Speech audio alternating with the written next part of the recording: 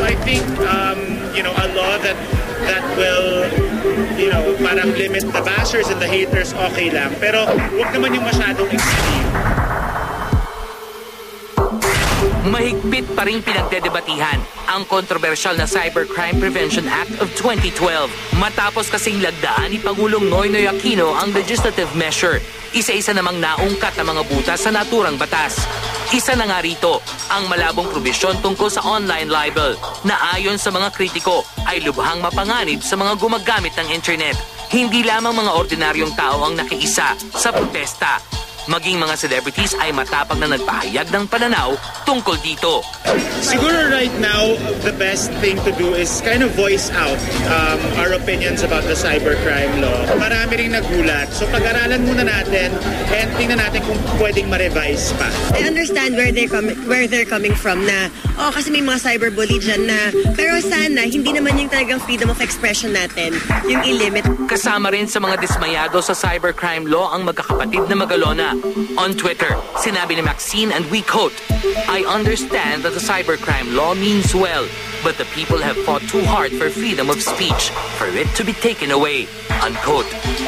Ayon naman sa kapatid nitong si Sab, and again we quote, "You know when somebody tries to help but ends up making things worse? I get the good intention but the law is just too dangerous." Unquote. Ang kapatid naman nilang si Elmo, niyaya pa ang kuyang si Frank na sumulat ng kanta tungkol sa pinag-uusapang batas. Meron kasing good points and bad points yung mga ginawang law na to. So sana aralin pa nila at i-revise sila ng tama. Parang sa akin lang, gaya ng kahit anong batas, kailangan talagang suriin na mabuti bago ipasa. Nagkataon lang na bigla lang ang mga tao sa online world at tinawag nila itong e-martial law. Batay sa records ng Senado, si Senator Vicente Tito Soto III ang nag-propose ng libel provision sa cybercrime law. Ito ang dahilan kung bakit umaani rin ito ng batikos online. Ngunit ayon sa anak ni Soto na si Shara, and we quote again, "If your conscience is malinis, thou shall not be inis." Unquote. Sa akin, basta nasa tama kayo, wala kayong inaapakan, and wala kayong wala kayong sinasaktan, i-express nyo lang yung freedom of speech yun Kasi freedom of speech natin, kasi karapatan natin yun. Aminado ang ilang artista na may mga pagkakataong sumosobra na rin ang mga bashers sa internet.